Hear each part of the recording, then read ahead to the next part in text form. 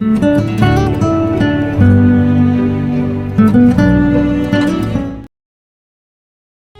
bien, ya estamos preparados y esperando también que usted, mi hermano, mi hermana, esté ahí poniendo un poquito de atención. Si es posible, súbale el volumen ahí al receptor, al teléfono, al compu, no sé si es que puede, obviamente.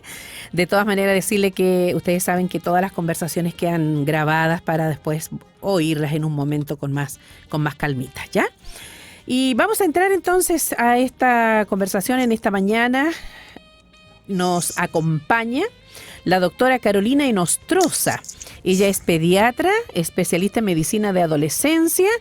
Y el tema de hoy muy, muy interesante y vamos a conocerla primeramente, por cierto. Junto al pastor Boris la saludamos. Hermana Carolina, hola, hola, bienvenida.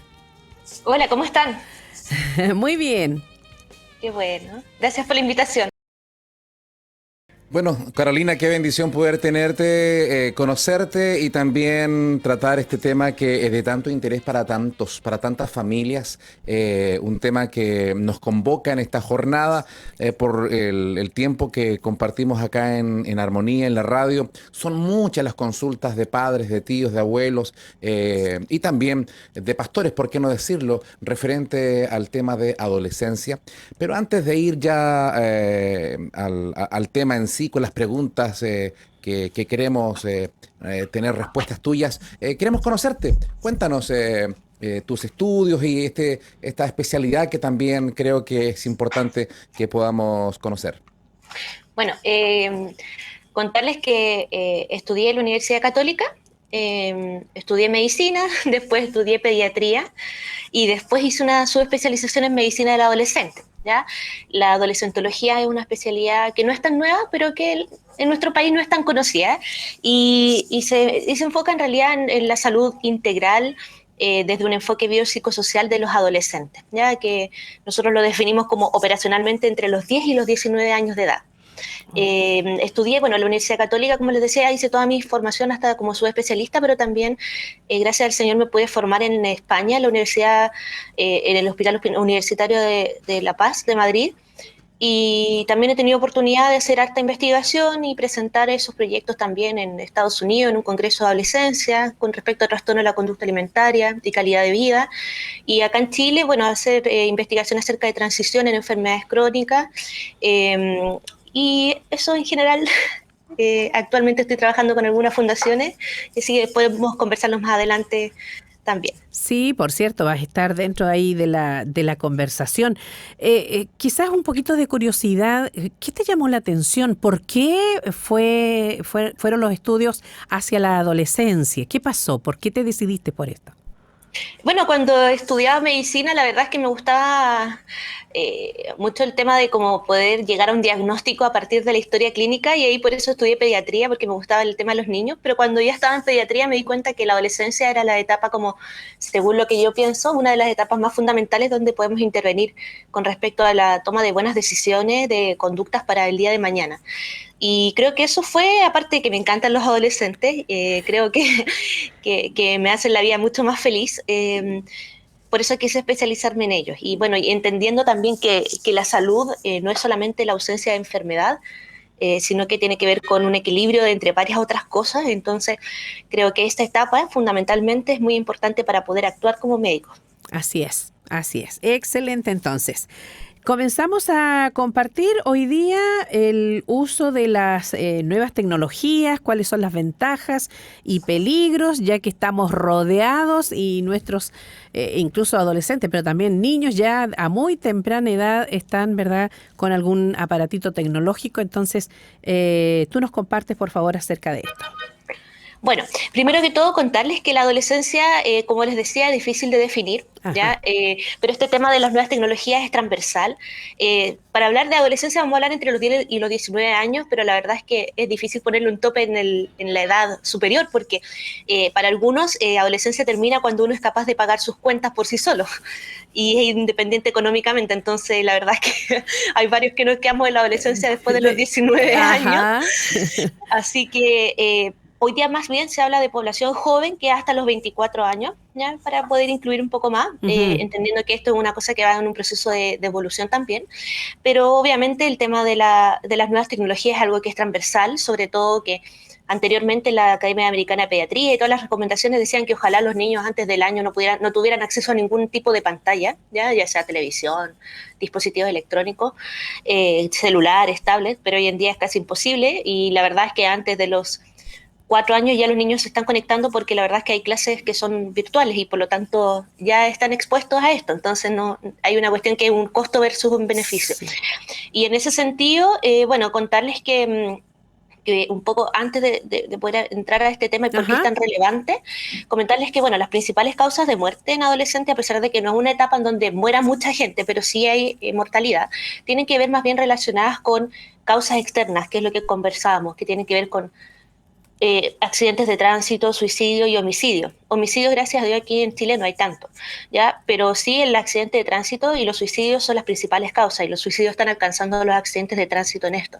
Por lo tanto, si ustedes ven, hay un sinfín de cosas que se podrían prevenir también y hay factores de riesgo también que predisponen a conductas como, por ejemplo, no sé, subirse a un auto con alguien que tal vez tu hijo no consume droga, pero el que maneja está Claro. consumiendo algo. Mm.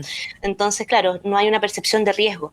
¿Ya? Entonces eso es súper importante. Y es lo que pasa también en las nuevas tecnologías de información y comunicaciones, que la abreviación se llama TIC, que ya no es solamente este movimiento repetitivo que a veces uno tiene, sino que son las tecnologías de información y comunicaciones. ¿Y qué significa esto? Bueno, son todos los medios electrónicos que están conectados a la red, ¿ya? Y que permiten el compartir información. Entonces, claramente, como nos decías acá, efectivamente hay beneficios y riesgos. Y obviamente, entre uno de los riesgos tenemos el maltrato o el acoso cibernético o el ciberbullying. ¿Ya? Y eso es una de las cosas que que podríamos hablar porque efectivamente también tiene alto riesgo de suicidio. Comparado con el bullying o el acoso escolar tradicional, es mucho más el riesgo de suicidio en estos casos. ¿Por qué? Porque aquí no hay una barrera física, no hay una barrera de horario, por lo tanto antes si a ti te hacían bullying, te lo hacían en el colegio de lunes a viernes, pero hoy en día el acoso cibernético es 24/7.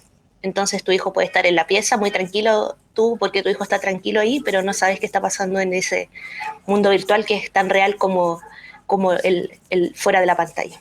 Sí, una de las cosas que nos compartías en la previa, ¿no?, de esta conversación el día de ayer, respecto a que la diferencia del bullying que presencial, digamos, de años atrás, cuando no teníamos tanta tecnología, quedaba en la sala de clases, quedaba en la memoria de los que estuvieron ahí, pero hoy día el bullying a través de o cibernético, por internet, queda por años, pasa el tiempo y queda aquello y sigue marcando a personas referente a lo que le puedan decir o poner una foto, es decir, se eterniza este problema y lo cual me imagino que agrava la situación.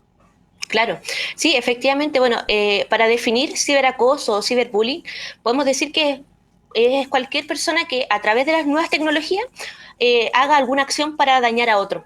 Y en ese contexto, efectivamente, cualquier persona que esté conectada a las redes es posible víctima de bullying. Y obviamente el tema del ciberbullying, como es a través del espacio virtual, como bien dice el pastor, tiene bastantes cosas distintas al acoso tradicional o al bullying, en el sentido de que, por ejemplo, los testigos, a pesar de que puede ser solamente un evento, porque puede ser que solamente una vez te molestaron, Mm. pero eso queda en las redes para siempre. Todo lo que tú subes a las redes queda para toda la vida. Por lo tanto, puede ser que solamente una vez te molestaron, pero eso se va a repetir infinitamente mientras que haya alguien que lo comparta, mientras haya alguien que lo reproduzca, mientras esté subido al YouTube o a lo que sea. Por eso, entonces, el contenido es ilimitado. Luego los testigos también son ilimitados, no es a nivel nacional ya. Por ejemplo, aquí hubo un caso de una señora que dijo mal una palabra, ¿cierto? No la voy a decir porque es revictimizarla, pero se equivocó en una palabra. Y esa Mm. señora después se hicieron memes, se hicieron videos y youtubers hasta mexicanos utilizan a la señora para poder reírse. Entonces, si se imaginan, obviamente el daño que se causó a esta persona no se vio en una sociedad donde estamos llenos de memes, donde es muy común mandando memes, pero no sabemos cuál es el trasfondo de la persona que está detrás de esa fotografía. Es que increíble, pero eso como que ha causado insensibilidad. Mm. Porque te llega uno y otro y otro y otro y tú ni siquiera tomas consideración lo que está pasando ahí. Claro. Sí, eso se da, es uno de los riesgos de las nuevas tecnologías, que lo podemos conversar más adelante, pero que tiene que ver un poco con que hay estudios que muestran que no hay una empatía digital o virtual. Por ejemplo, había un estudio que se realizó acá en Chile por una investigación que tenía que ver con más bien con consecuencias psicológicas del uso de las nuevas tecnologías y se les preguntaba a un grupo de niños si ellos vieran a un compañero que le están pegando en la sala de clases. Mm. ¿Cuántos de ellos podrían ir a hacer alguna cosa para defenderlo? Y en verdad, 8 de cada 10 decían que ellos irían a defenderlo, que irían a parar la agresión, etcétera. Le preguntaban después acerca de cuántos harían algo si es que ven que a alguien lo están molestando en las redes, a un mismo compañero. La verdad es que 2 de cada 10.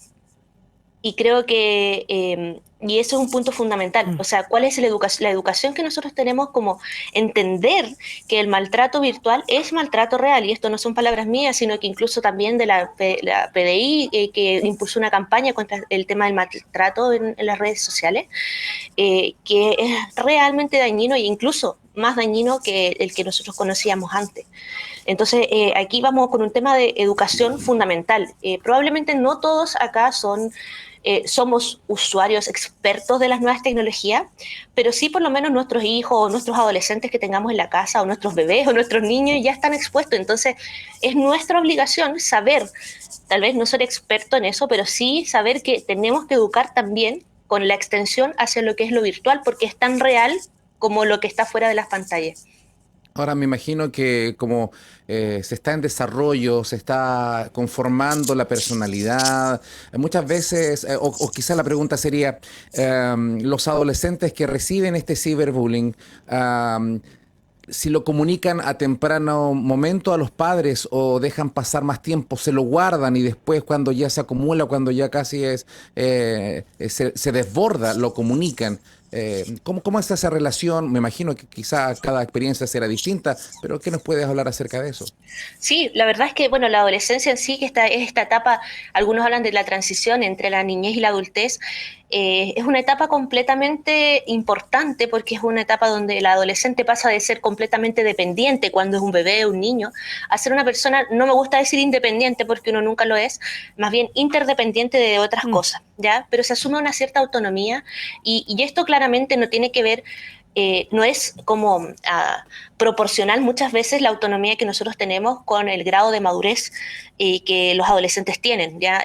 Hay cosas que son psicológicamente estudiadas, por ejemplo, en la adolescencia temprana, que hasta los 14 años, uno ve una cierta como gran diferenciación, querer diferenciarse de los adultos con una percepción de como que yo tengo la razón, tengo la única razón y que lo que dicen los adultos, la verdad es que están muy mal y están súper equivocados y el único que tiene la razón soy yo.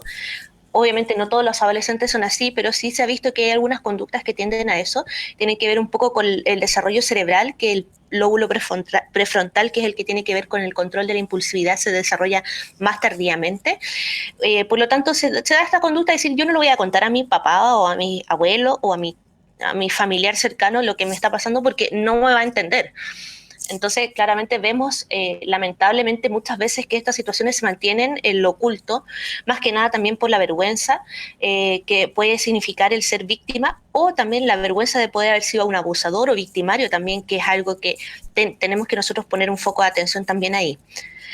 Entonces, claro, vemos mucho que no se comenta, no, de hecho hay un estudio que hizo aquí la Fundación Cathy Summer, que es una fundación encargada de visibilizar el tema del ciberacoso acá en Chile, que también son a cargo de hermanos cristianos, y ellos pudieron percatarse que efectivamente los adolescentes no cuentan lo que les pasa, no lo cuentan, y la verdad es que entonces, si no nos metemos nosotros en eso, la verdad es que va a ser muy difícil que ellos espontáneamente nos digan.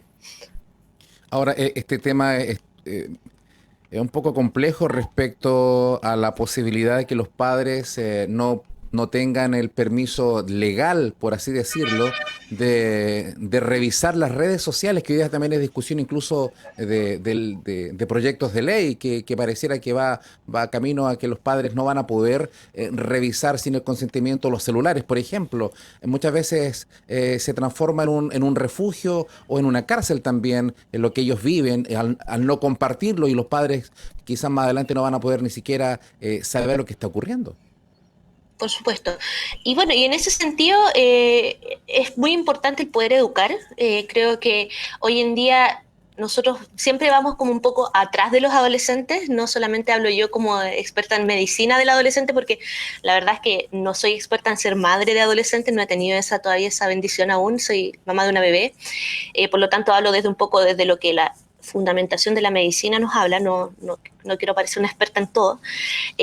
Vemos que la verdad es que tenemos la responsabilidad, no solamente los profesores, que son los que están más expuestos, o los papás, sino que también la salud, los profesionales de salud, de poder educar de que efectivamente si tú vas a hacer algo en las redes también tiene consecuencias en la vida real.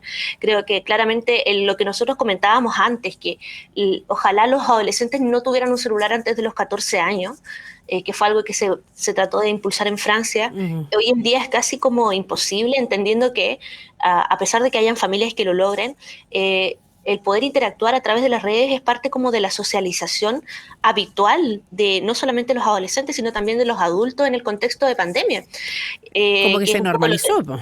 y de hecho lo mismo que estamos haciendo nosotros acá. Claro. Esto es claramente usar las nuevas tecnologías en pro de poder mantener una comunicación sana. Por lo tanto, entender que ellos siempre nos van a llevar la vanguardia en cuanto a las nuevas tecnologías. Es decir, si yo le pregunto a un adolescente que atienda en la consulta, dime qué redes sociales usas, yo tengo la responsabilidad de saber las más modernas que hay, pero ellos siempre están a la vanguardia y hay nuevas redes sociales. Entonces, anteriormente, no sé, pues antes los adolescentes tenían un Facebook y ellos dicen, sí, tengo Facebook, pero eso es para que lo vean mis tíos, mis papás y mis abuelos. Y ahí yo subo lo que yo quiero, pero para que vean eso. Pero ellos no tienen las otras aplicaciones, Instagram, Snapchat, Discord, etcétera. Entonces ahí ellos tienen todo un mundo completamente distinto. Y por lo demás, como muy bien decía el pastor, o sea, lo que nosotros recomendamos es que efectivamente los papás tuvieran las claves de las cuentas, que tuvieran poder acceso a poder revisarlo. Más encima, si ahora la ley está en contra de eso, es más complejo aún, pero además nuestros adolescentes son muy inteligentes y son muy impulsivos también, entonces crean muchas cuentas. Pueden tener una cuenta con el nombre que tú quieres poner para que tu papá sepa, Sí, pues. pero puedes tener muchas otras cuentas con otros nombres o en otras redes donde tú puedes hacer lo que tú quieras. Entonces, la verdad es que lamentablemente los filtros que se utilizan en las plataformas para poder crear redes sociales, que son de edad, porque la mayoría son para mayores de 18 años, son muy falseables, porque yo pongo una edad distinta, pongo que nací en X año, y la plataforma no tiene cómo corroborarlo y tampoco le interesaría mucho hacerlo. Por lo tanto, hoy en día creo que es un poco una ilusión poder decir yo voy a controlar todo.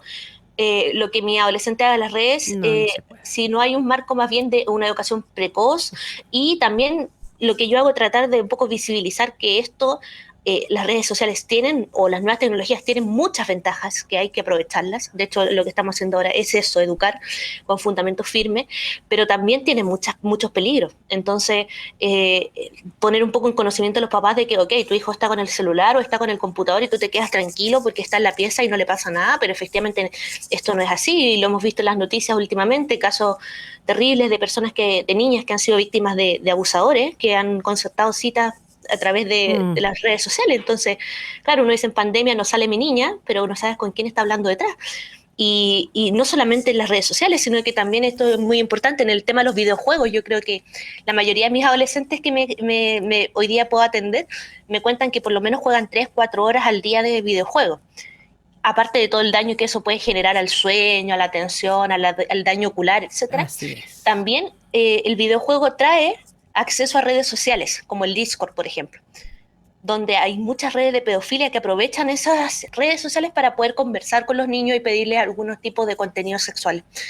Entonces, no es solamente digo, no tiene Facebook, no tiene WhatsApp, no me preocupo porque solo está jugando al videojuego y no habla con nadie. Efectivamente, no es así. Y más aún todo lo que significan los videojuegos, de qué se tratan los videojuegos también. Pero tal como tú lo has dicho, Carolina, no es que hayamos perdido la batalla los adultos en cuanto a los hijos. Creo que esto tiene que ver con una formación. Y hablar directamente, decir, estás expuesto a esto, las niñitas, los jovencitos, todos están expuestos, aún los adultos. Ayer hablábamos acerca de exponer fotografías. incluso fotografías íntimas. Entonces, si en esto han caído adultos, ¿cuánto más los jóvenes que están siendo todavía formados en su parte cognitiva y todo eso? Entonces, ¿qué hacer ante eso? Porque si no es una batalla perdida, ¿cómo hacemos para que tener un cierto control sobre esta situación en los hijos? Sí. Sí, bueno, como habían dicho, la verdad es que efectivamente, o sea, nadie está libre de poder equivocarse porque la verdad es que estamos todos aprendiendo un poco a utilizar estas redes que ofrecen muchas oportunidades y que tras esta pantalla o tras falsa sensación de anonimato que a veces tenemos a través de los grupos de WhatsApp o qué sé yo, nos permiten como envalentonarnos y hacer cosas que antes no habríamos hecho presencialmente. Entonces, la verdad es que efectivamente el tema de educación no va solo para los niños y adolescentes, sino que también para los adultos y de ahí parte para abajo.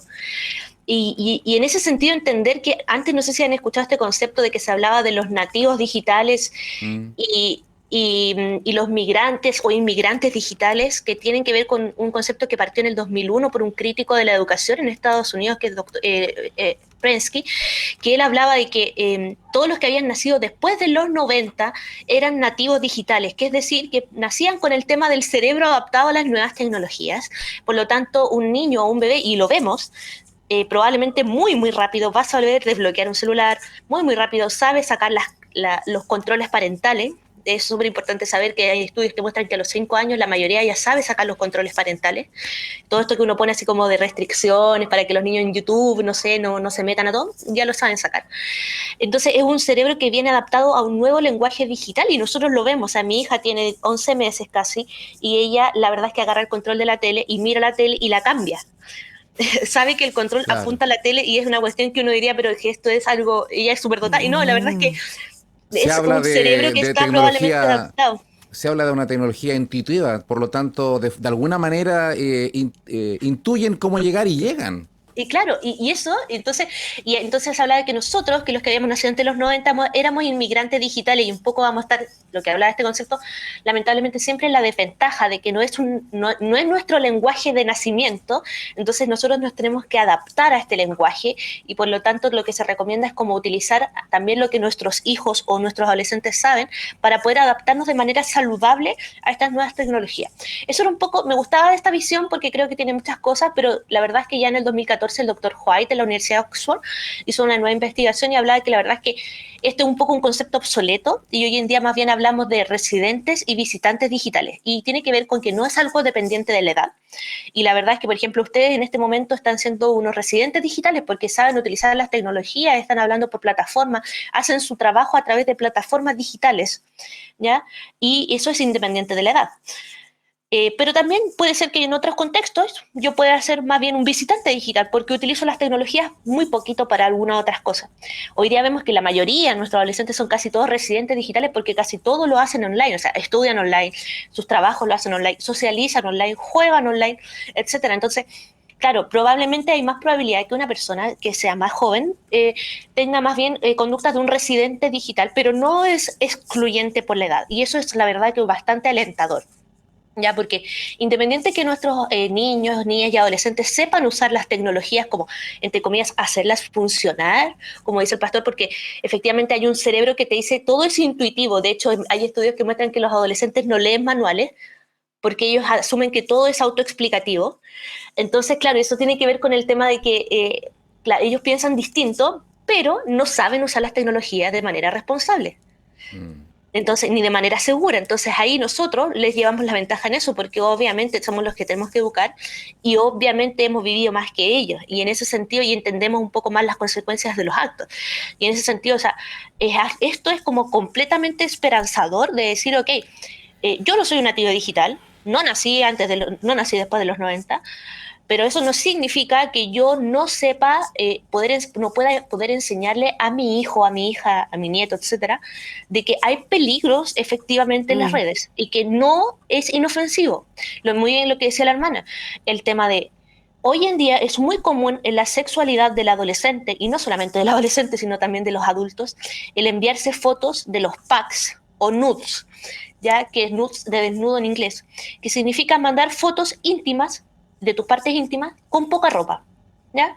La verdad es que los packs pueden ser de tus genitales, etcétera, y los nudes pueden ser con muy poca ropa, y los nudes son completamente desnudos, ¿ya? Lamentablemente, eso es una forma de socializar de los adolescentes que es muy común y no es que esté bien para nada, por el contrario, Obvio. es un peligro y de hecho es un tipo de abuso si uno lo ve como algún delito. Sin embargo, entre adultos también es algo muy común y también es algo que incluso algunos recomiendan como parte de la sexualización en la pandemia. Entonces estamos viendo que obviamente, ¿qué estamos haciendo primero los adultos para visibilizar que efectivamente esto es completamente peligroso? No, tú no sabes que en cuanto a los adolescentes, voy a hablar porque en el tema de adultos creo que ahí corre un poco distinto, Ajá. tú no sabes quién es el que está efectivamente detrás de la pantalla. Uno de los delitos que ocurren a través de las nuevas tecnologías es el grooming, ¿ya? Que es el abuso sexual a través de las nuevas tecnologías. Y obviamente esto se comete por un adulto hacia un niño, pero obviamente esto no parte de un adulto diciéndole, hola, soy un adulto, soy un pedófilo, quiero que me mandes tus fotos. Obviamente no es así. La verdad es que la mayoría parten contactando a los adolescentes, a los niños a través de redes sociales, a través de el Discord, como les digo, estas redes que se hacen como por comunidades de videojuegos, y le dice, hola, mira, yo tengo tu misma edad, me gusta este videojuego. Hay un poco un primer acercamiento que tiene que ver con una falsa identidad, se hacen pasar por un niño, un adolescente, con gustos similares a la persona, que obviamente es muy fácil de estudiar. O sea, si tal vez yo me meto a los perfiles de X adolescentes, yo puedo más o menos saber, les gusta el anime, les gusta el K-pop, entonces obviamente ellos se adaptan a eso y entonces empiezan con esta falsa identidad a generar el vínculo. Luego el abusador en general lo que hace es generar una relación de intimidad, ya de confianza, de poder comentar cosas como más íntimas, de cosas más confidenciales, meterse en cosas como más personales del niño y del adolescente, como contándole también cosas de él, obviamente nunca revelando su identidad real. Y posteriormente se da este tema de la desinhibición, de decirle, oye, no pasa nada, mira, nosotros ya nos conocemos, no pasa nada que tú me mandes una foto, yo tengo tu misma edad, no se la voy a mostrar a nadie, mándame un video, no pasa nada. Y obviamente ahí obtienen el contenido sexual. Fotos íntimas, videos íntimos, donde efectivamente salen las caras de los adolescentes, no hay mucho más que ocultar, y eso mismo lo utilizan para seguir extorsionando a los adolescentes. Le dicen, mira, tú me mandaste esta foto, tú no me mandas más, yo le muestro esto a toda tu familia. Y es lo que ha pasado. Entonces vemos cómo esta cadena que partió como algo tan inocente como que alguien que juega contigo online es tu amigo y después te cae súper bien y sigue hablando, puede ser efectivamente un pedófilo o una pedófila que está detrás de las pantallas. Entonces entender que hoy en día sí hay peligros en las redes sociales, sí hay peligros en los videojuegos, aparte, como bien decía el hermano, el tema de la violencia, la ansiedad, que puede generar el uso excesivo de videojuegos, también con contenidos muy violentos. No solo en niños, yo digo, porque los adultos de repente jugamos y quedamos todos histéricos después. Es algo real y completamente real y real, más como incluso lo que está pasando fuera de las pantallas. Entonces, perdón, sí, perdón Carolina, sí, adelante. porque esto que tú nos cuentas de lo que sucede con las redes sociales, que puedan estar pasando nuestros hijos de diferentes edades, hay ciertos signos, ciertas señales que nosotros como padre pudiéramos ver en los hijos de que algo extraño puede estar pasando y cómo debiéramos hacer.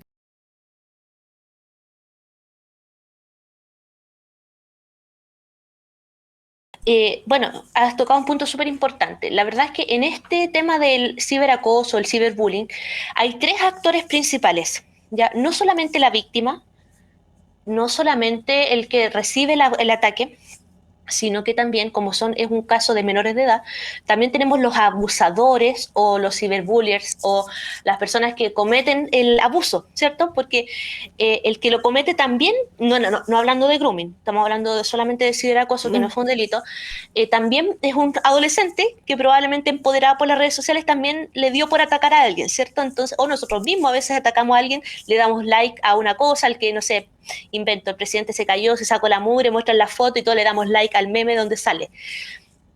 En el fondo nos convertimos en victimarios también. Tenemos entonces la víctima, el victimario y los testigos, que son todos los que presencian el evento, que también son parte de esto, no solamente de las sintomatologías físicas y psicológicas que genera, sino también de la sintomatología social que podemos observar. Entonces tenemos tres actores, que los cuales son los tres sujetos de de cuidado. Yo no estoy diciendo aquí, oye, si tu hijo es un victimario, no me lo traigas porque yo no voy a hacer nada por él. No, por el contrario, lo que se demuestra es que los victimarios probablemente son víctimas de otro maltrato o de mismo ciberacoso. Ya son personas que recibieron ciberacoso o algún otro tipo de maltrato y por eso actúan de esta manera. Obviamente hay cosas que están completamente mal y no las vamos a avalar nunca, pero obviamente hay que tener entendido que no solamente tenemos que fijarnos en la sintomatología que pueda generar una víctima, sino también el victimario. Antes, cuando nosotros teníamos, si ustedes hacen recuerdo, las personas que les hacían bullying, o no sé si a usted o a un compañero, era el más alto de la clase, el matón de la clase, el más alto, el que se pegó el estironante, el que era más agresivo, el que tenía más fuerza, tal vez un poco más violento. Pero hoy en día vemos que el perfil del abusador se desdibuja, porque esta falsa sensación de anonimato y este empoderamiento y la falta de empatía que nos dan las redes hace que yo perfectamente me convierta en una abusadora o una victimaria. Y entonces hay muchos adolescentes que tal vez, si uno los ve en la calle, diría, mi hijo nunca molesta a nadie, pero no sabemos qué hace a través de las nuevas tecnologías, empoderado por esto y con también, si nadie le diga, oye, esto está mal. Oye, si tú, como lo decíamos ayer con el pastor, si tú vas a funar a alguien, esto está mal, esto incluso es un delito. Entonces, no puedes participar de esto. Entonces, no normalizar las cosas porque todos las hagan. No está bien que lo hagas porque todos lo hacen, no es porque porque todos le den like o le den me gusta, tú le vas a dar like a algo, o tú lo vas a recompartir o reenviar. Entonces, bueno, entendiendo eso, tenemos sintomatología que se da tanto en la víctima como en el victimario. Y no solamente sintomatología psicológica, que es la que nosotros pensaríamos, la sintomatología depresiva, ansiedad, trastornos del sueño, trastornos como, suicidio, que es como lo más grave ya, sino que también hay sintomatología física que se observan tanto en víctimas como victimarios, como dolores abdominales recurrentes, dolores de cabeza recurrentes. Yo les hago recordar, por ejemplo, cuántas veces de los que éramos víctimas o los que fuimos como testigos de alguna víctima de bullying en el colegio, veíamos cómo la gente pasaba yendo a la enfermería porque le dolía la guatita en las clases, o no quería ir al colegio porque le dolía la guatita. Claro, claro. Y esto claramente era una sintomatología muchas veces psicosomática que tiene que ver con que no hay una explicación como biológica clara, pero sí hay una explicación más bien que tiene que ver como con lo mental, de cómo se expresa a través del cuerpo, porque está todo conectado. Y de que está algo pasando. Entonces es lo que vemos también en el ciberbullying. Lo que vemos nosotros hoy día, vemos dolores de cabeza recurrentes, dolores abdominales recurrentes. Lo que es muy común ver en los adolescentes hoy en día es que no prenden las pantallas en clase. Yo entiendo y lo veo perfectamente con que es su derecho no prender las pantallas en clases online, porque nadie los puede obligar. Pero lo que estoy viendo mucho es que detrás de esas conductas no solamente está el hecho de que yo quiero mantener mi privacidad, sino que también hay un miedo a la generación de conductas de abuso por los compañeros. Yo tengo una experiencia muy cercana de una chica que tiene una niñita con un enanismo, que es la acondroplasia, ¿ya? Un tipo de enanismo. Y ella tiene 6 años. Ella estaba en una clase online con sus compañeros y la profesora le dijo, oye, ¿puedes leer? Y ella se equivocó en una letra. Entonces va y el compañero, y con el micrófono abierto, dice, mira, la enana se equivocó. Y todos empezaron a reír. Entonces, ¿qué es lo que vemos acá? Que claramente el hecho de ya no prender el micrófono, de no prender la cámara, es un mecanismo de defensa que nuestros adolescentes y niños están teniendo. Porque lo que pasa en las clases de educación física, que ahora yo por lo que he podido ver, yo no soy profesora, pero lo que he podido ver en mis pacientes es que ya no se les obliga a prender la cámara en educación física, los que quieran la prenden. Pero sí se les obliga, a veces se les hacían actividades como mandar videos para poder evaluarlos, porque los profes de educación física, ¿cómo van a evaluar un ejercicio si no lo ven? O sea, es una cosa completamente difícil, pero bueno, los chicos no querían prender la cámara. ¿Por qué? Porque les hacen memes, sacan pantallazo haciendo el deporte y hacen el meme de el guatón no sé cuánto, o mira, no sé, entonces...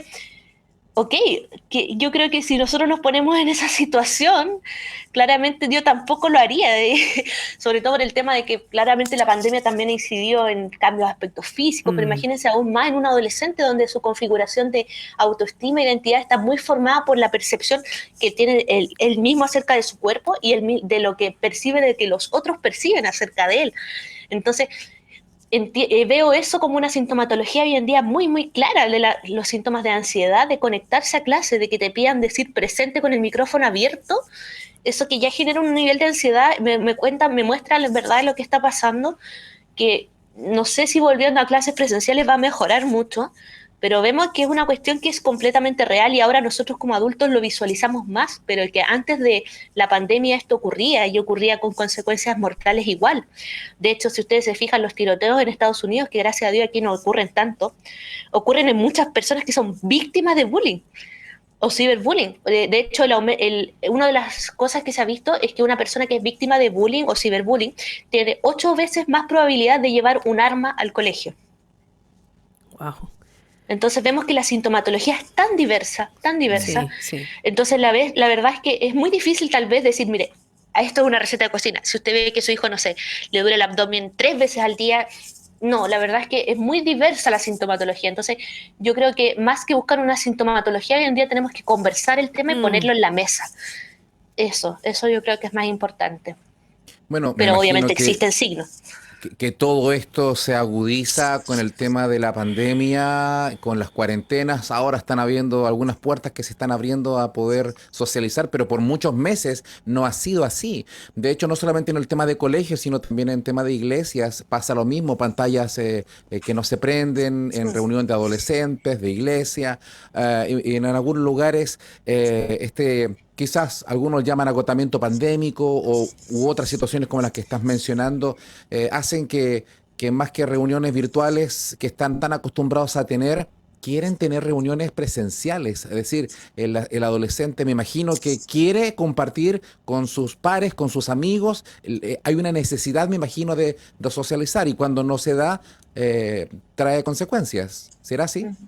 Sí, no, por supuesto la salud mental se estima que se ha deteriorado mucho, mucho, mucho por el tema de la pandemia.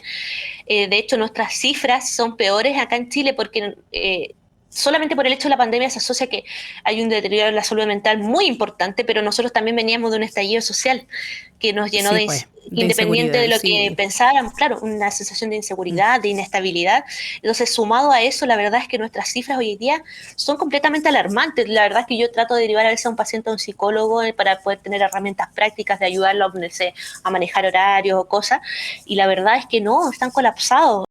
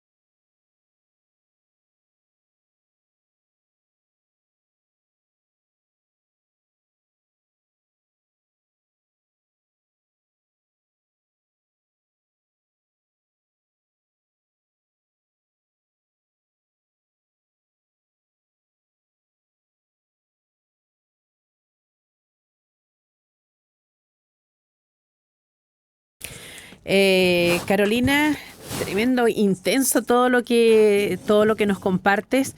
Mira, tengo varios mensajes aquí, incluso algunas preguntas, porque tú sabes que ya hay vacaciones, a partir de hoy día ya hay vacaciones, son 2 semanas en que van a estar en casa los niños, los pre y los adolescentes, y hay quienes están preguntando qué hacer en este tiempo, si hay algún tips, algunas cositas que tú puedas mencionar.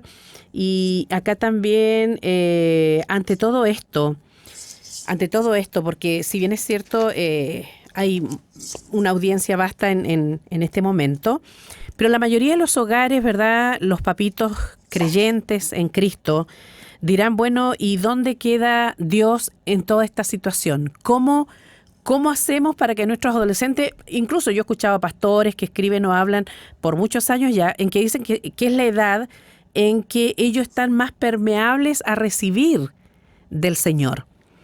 ¿Qué hacemos en este caso? ¿Cómo es que le presentamos y le decimos que ante todo eso, ante todo esto que se está presentando, ante lo que puedan estar viviendo, qué pasa con el Señor? Sí, o sea, yo creo que esa es una pregunta fundamental que es difícil poder responder de manera como receta de cocina de tips, cómo hacerlo, porque creo que tiene que ver con una fundamentación orientación de la crianza que nosotros como padres queramos darles a nuestros hijos. Creo que obviamente el Señor siempre debe ser el centro y debemos tener entendido también que lo que nosotros hagamos en las redes también es potencialmente un pecado si nosotros hacemos cosas. Sí, No es que pues. pase lo virtual y no sea un pecado porque no esté en lo real. Mm, Y creo que el concepto de pecado es algo que hay que introducir desde muy pequeño y entender también que nuestros actos tienen consecuencias, que así lo que es. nosotros decimos o hacemos no solamente puede dañar al resto, sino que nosotros mismos también. Y nuestro testimonio como personas cristianas también. Ya puede ser que seamos muy divertidos y que el día de mañana queramos subir una foto de nosotros haciendo una ridiculez, no sé, invento, pero eso va a quedar para siempre. Entonces tienes que pensar, ok, yo voy a subir esta foto, pero Mm, si lo veo en 10 años más, ¿qué va a decir mi hijo de mí como ejemplo de padre cristiano también? Entonces, ¿cómo lo voy a educar con el ejemplo si la verdad es que estoy haciendo cosas que no correspondían a esa edad y tal vez era una broma, pero es que ellos no van a saber porque la foto habla por sí sola. Entonces, entender creo que cosas como recomendaciones, es que esto de las redes sociales se tiene que entender como un espacio completamente real donde nosotros lo que hacemos es potencialmente un pecado, donde tienen consecuencias reales ya para nuestro testimonio, para nuestro actuar como cristianos, donde hay peligros que son reales, así como antes tú le decías a tu hijo, no hables con extraños, hoy en día decirle, claro. oye, no hables con extraños también en las redes, por mucho que sea el primo del primo de una amiga, no porque te diga que tiene 15 años los tiene, en verdad no es así. Yo le digo a mis adolescentes, no aceptes a nadie que no sea conocido en la realidad, fuera de la pantalla. No lo aceptes porque aunque sea el amigo del amigo del amigo, no me importa quién Mm, sea. mm. Potencialmente para mí, él es un abusador. ¿Ya? Entonces, claramente, el hecho de que los adolescentes están en una edad, como tú me dices, muy permeable a tomar decisiones que van a definir su vida, como cristianos y como personas también van a tomar decisiones el día de mañana, la adolescencia es una etapa fundamental donde nosotros establecemos patrones saludables, no solamente de alimentación, de deporte, que tal vez después mantenemos en la adultez o perdemos en la adultez, sino que también de hábitos cristianos, de leer Así la es, Biblia, de así tener es. tiempos de comunión con el Señor, de Mm, tener tiempos de oración, porque lamentablemente nos pasa mucho que nos acostamos con el celular en vez de estar orando antes de acostarnos. Lo último que vemos es el celular antes de poder decirle al Señor buenas noches y cuida mi sueño, no sé. mm. Entonces entender que yo creo que las recomendaciones que sin quererlo el mundo como de afuera ha podido dar se pueden adaptar también perfectamente para el hijo de un cristiano, que tienen que ver con que un adolescente tiene que dormir por lo menos 8 o 9 horas. ¿Ya?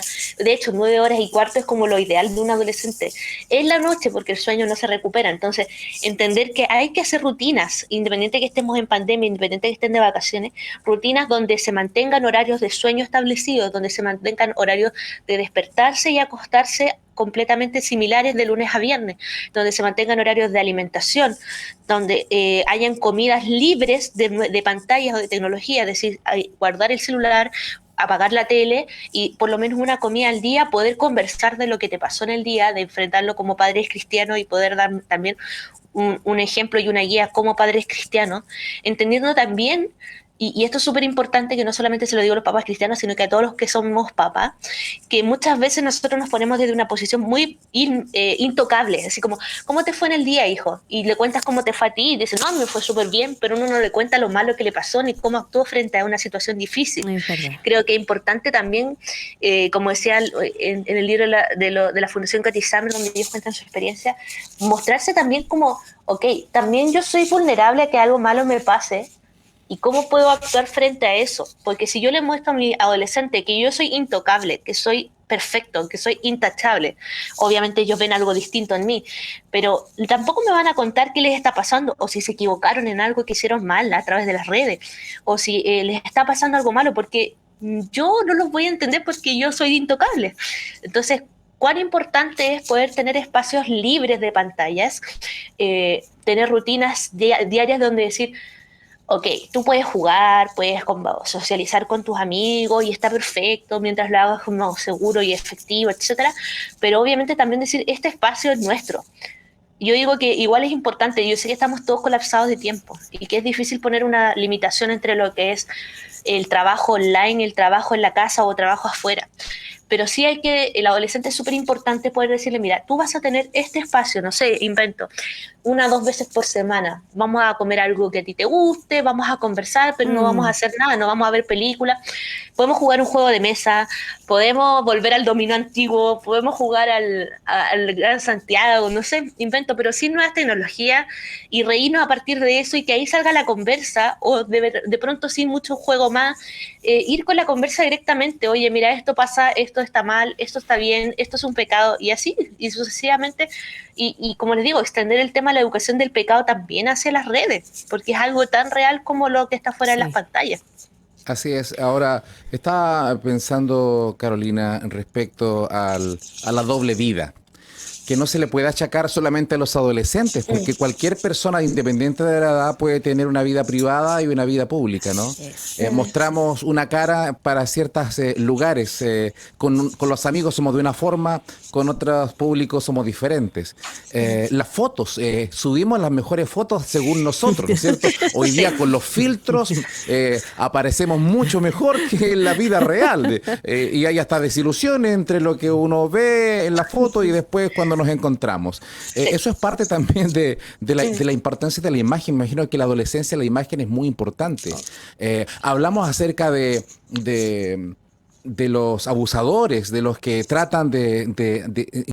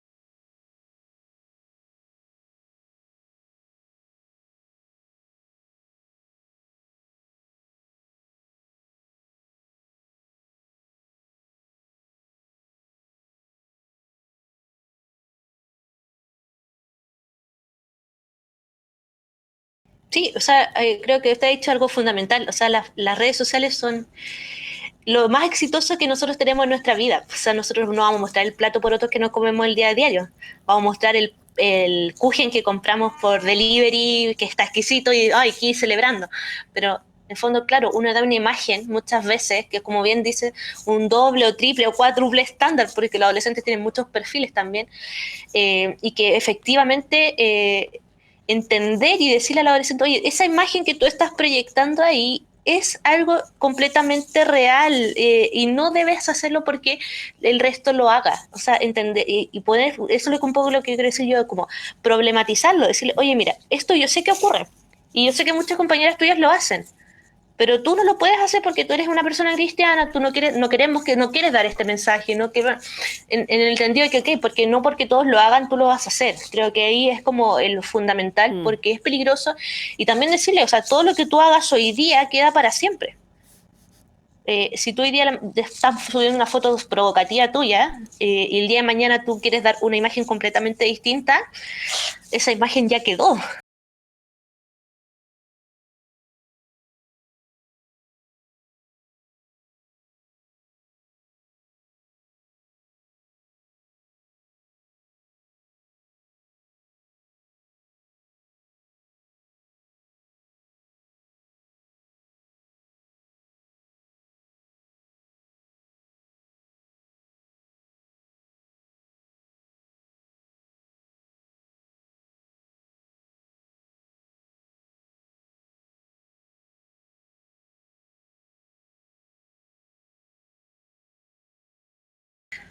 Bueno, se mencionó, pero es posible que podamos hincarle el diente más en las señales, por ejemplo, cuando hay justamente señales acerca de mensaje de ideación suicida, por ejemplo, cuando se llega al suicidio, pero me imagino que antes de aquello habrá señales acerca de ciberbullying o de todo aquello que van amargando, que van ahogando la vida de una niña, de un joven, de un adolescente. Porque llegar hasta ese punto, que desgraciadamente tú decías que las cifras de suicidio en adolescentes no es menor. Sí, por supuesto. O sea, yo creo que no hay recetas de cocina. Yo por eso les insto a los papás que puedan consultar y que puedan pedir ayudas adecuadas, sobre todo a sus líderes de iglesia. También yo trato de mantenerme en contacto con los líderes de iglesia también para poder ver qué podemos hacer. Pero también hay como sintomatologías psicológicas, no solamente la física que hablábamos, agresividad, miedos, cambios de conducta, retraimiento, falta como de socialización. De repente ustedes ven que sus hijos ya de repente como que no hablan con nadie o que no hacen nada, es porque ni se levantan, ni se bañan, ni se peinan, ni juegan, porque antes les encantaban los videojuegos, pero ahora ya no les gustan. Eso se llama anedonia, que tiene que ver con una pérdida del placer que te da hacer algo que a ti te gusta, y es una sintomatología de un trastorno del ánimo, no solamente el tema de la tristeza, que es lo más obvio, que el estar llorando, etcétera, sino que también tiene que ver con la pérdida de sensación de gusto de algo, de placer, que es la anedonia. También baja en las calificaciones y falta de concentración. Podemos verlo nosotros en nuestros adolescentes o niños, decir, oye, mi hijo no está rindiendo bien en el colegio, no está entregando los trabajos. No es solamente porque sea flojo, o sea, detrás de eso hay un millón de causas. Puede ser que sí, efectivamente sea irresponsable, pero no es la principal causa que nosotros tenemos que ir a descartar. Frente a eso puede haber un sinfín de cosas detrás, entonces más allá de solamente retar al niño o de que el profesor diga es flojo, hay que ir un poco más allá y, como usted dice, hincarle el diente y conversar, poner los temas sobre la mesa, pedir las ayudas necesarias. Pero creo que el tema de las bajas calificaciones, el no querer prender la cámara, la ansiedad o el estrés que se asocia a eso, creo que hoy en día son señales súper fuertes, y el tema de no hacer las cosas que antes a ellos les gustaba hacer porque ya no les produce placer. Anedonia, una nueva palabra. La aprendimos hoy día. Bueno, este es el primer programa de un ciclo que vamos a tener con nuestra hermana Carolina, a quien agradecemos por haber estado compartiendo con nosotros esta mañana. Todas las preguntas, amados, que ustedes deseen hacer, háganlas, porque así se las hacemos llegar a ella también para un próximo programa.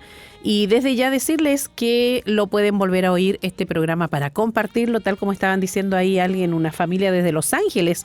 Están escribiendo para decir que van a querer el programa para compartirlo en familia. Así que muchas gracias, Carolina, por estar con nosotros esta mañana. No, gracias a ustedes por la oportunidad, y nada, invitar a los papás a que puedan consultar, también seguirme en mis páginas de Instagram. Ajá. Mi página que es @caroinostrozadoc. También la pueden pedir por interno, pero Caro y Nostroza me pueden buscar ahí. Estoy siempre subiendo contenido, estoy haciendo live interactivos también para poder conversar con los papás y generar comunidad también con los adolescentes, y que también atiendo por telemedicina, y ahí está toda la información. Excelente. No solo en Santiago, sino que todo Chile también. Eso. ¿Pastor? Muchas gracias, Carolina. Creo que está siendo de mucha utilidad esta conversación, el poder dar las orientaciones que nos has compartido, y esperamos las próximas sesiones para seguir compartiendo este tema apasionante y tan necesario, sobre todo en este tiempo. Así que Dios te bendiga. Muchas gracias, que estén muy bien. Chao, gracias. Chao.